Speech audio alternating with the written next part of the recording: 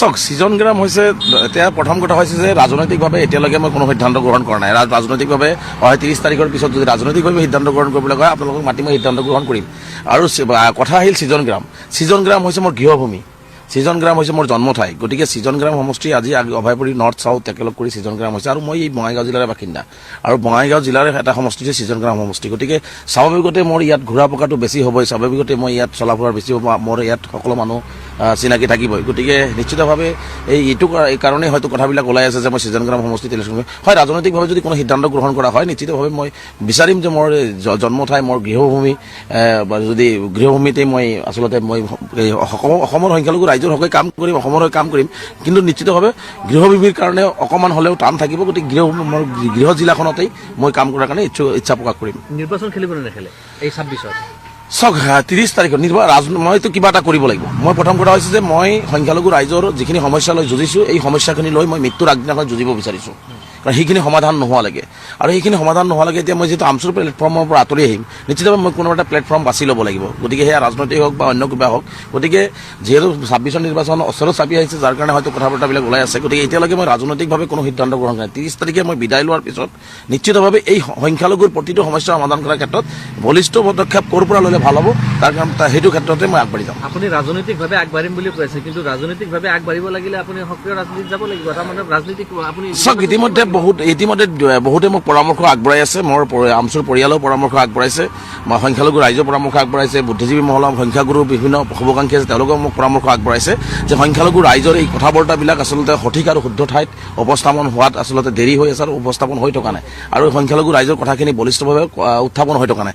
গতিকে আমি বহুতেই মই পৰামৰ্শ দিছোঁ যে ৰাজনৈতিকভাৱে আপুনি সিদ্ধান্ত গ্ৰহণ কৰি সংখ্যালঘু ৰাইজৰ যিখিনি মূল সমস্যা আছে সেইখিনি সমাধান কৰাৰ ক্ষেত্ৰত আমচুত যেনেকুৱা ধৰণে এটা বলিষ্ঠ ভূমিকা লৈছে সেই ধৰণে ভূমিকা আপুনি ল'ব লাগে। গতিকে তেনেকুৱা ক্ষেত্ৰত মই চিন্তা কৰি আছোঁ যে ৰাইজে যিহেতু বিচাৰি আছে বা বিশেষকৈ মোৰ গৃহ জিলা বা গৃহ সমষ্টিৰ ৰাইজেও বিচাৰি আছে যে মই কিবা এটা কৰিব লাগে, নিশ্চিতভাৱে তেনেকুৱা এটা চিন্তা চৰ্চা 30 তাৰিখৰ পিছত কৰিলে আপোনালোকক জনাম। কংগ্ৰেছৰ লগত যোগাযোগ থকা বুলি কৈ আছে আপোনাৰ, কংগ্ৰেছত যোগদান কৰিব? চাওক এতিয়ালৈকে মই কাৰো লগত যোগাযোগ কৰা নাই, মই কোনো ৰাজনৈতিক দলৰ লগত ইতিমধ্যে কোনো ধৰণৰ যোগাযোগ হোৱা নাই। তেনেকুৱা হয়, আমাৰ বিভিন্ন মানুহে বিভিন্ন ৰাজনৈতিক দলে বিভিন্ন ধৰণৰ কথা বতৰা উলিয়াই আছে। এতিয়ালৈকে প্ৰত্যক্ষভাৱে যিহেতু মই কোনো ধৰণৰ যোগাযোগ কৰা নাই, মই বিচাৰিছোঁ যে 30 তাৰিখটো যিহেতু মই সভাপতি হৈ আছোঁ, 30 তাৰিখ যোৱাৰ পিছতহে বাকী কথাখিনি মই মুকলিকে ক'ব পাৰিম। সদ্যহতে আপুনি কোনটো ৰাজনৈতিক দল, যি ৰাজনৈতিক দলে আপুনি নাযাওক কিয়, এতিয়ালৈকে কোনটো ৰাজনৈতিক দলৰ নীতি আদৰ্শ আপোনাৰ চবতকৈ ভাল লাগিছে এইটো কওক? চাওক ৰাজনৈতিক নীতি আদৰ্শৰ কথাটো এটা সুকীয়া বস্তু। মই যিহেতু এটা ছাত্ৰ সংগঠন কৰি আহিছোঁ, এটা স্পষ্ট কথা, মই মানুহৰ হৈ ৰাজনীতি কৰিব বিচাৰোঁ, মই শিক্ষাৰ হৈ ৰাজনীতি কৰিব পাৰিছোঁ, অসমখনৰ উন্নয়নৰ হৈ ৰাজনীতি কৰিছোঁ, জাত পাতৰ ৰাজনীতি মই ঘৃণা ৰাজনীতি পৰিহাৰ কৰি সমন্বয় ৰাজনীতি কৰিব বিচাৰিছোঁ। আৰু সকলোৱে এই ৰাজনীতি কৰাটো উচিত যে আমি প্ৰতিটো জাতি জনগোষ্ঠীৰ সমন্বয় সমমৰ্যাদা আৰু সমবিকাশ হ'লেহে অসমখন আগুৱাই যাব, আৰু সমন্বয় সৃষ্টি ভাতৃত্ববোধ থাকিলেহে অসমখন আমি আৰু অধিক আগুৱাই লৈ যাব পাৰিম। গতিকে তেনেকুৱা এটা ৰাজনীতিৰ পৰিৱেশ মোৰ নিচিনা এজন উদীয়মান যুৱক বা আপোনালোকৰ দৰে ব্যক্তি সকলোৱে বিচাৰে, আৰু তেনেকুৱা এটা ৰাজনীতি বিচাৰে যিটো অসমত এই পৰিৱেশত আচলতে তেনেকুৱা ৰাজনীতি হৈ থকা নাই। গতিকে আমি এটা মূল্যবোধৰ ৰাজনীতি বিচাৰিছোঁ, আমি সমন্বয় ৰাজনীতি বিচাৰিছোঁ, ভাতৃত্ববোধৰ ৰাজনীতি বিচাৰিছোঁ, আমি মানুহ সকলো জাতি জনগোষ্ঠীৰ সমন্বয় সমমৰ্যাদা আৰু সমবিকাশেৰে আগুৱাই লৈ যোৱা এটা ৰাজনীতি আমি বিচাৰিছোঁ, আৰু তেনেকুৱা ৰাজনীতি হোৱাটো উচিত। বিধায়ক চেয়াৰমেন আহমেদে মানে ৰাজহুৱা মিটিঙত এটা কথা কৈছে যে ধৰ্মীয় সংখ্যালঘু মুছলমানসকল মূৰ্খ, তেখেতসকল মূৰ্খ বেছিভাগ সময় আপোনাৰ ৰাজনৈতিক কাৰ্যকলাপতে লিপ্ত থাকে, এই ধৰণৰ ৰাজহুৱা সভাত মন্তব্য কৰিছে। চাওক ৰাজনীতি হৈছে এটা গণতান্ত্ৰিক পৰম্পৰা, মানে নিৰ্বাচন আহিব আৰু মানুহৰ এটা অধিকাৰ, মানে ৰাজনীতি কৰা ভোটাধিকাৰ সাব্যস্ত কৰা মানুহৰ এটা অধিকাৰ। গতিকে হয়, সংখ্যালঘু ৰাইজে ৰাজনীতি কৰিব গ'লে মই ভাবোঁ যে সংখ্যালঘু ৰাইজে বিবেকক প্ৰাধান্য দি ৰাজনীতি কৰিব লাগে।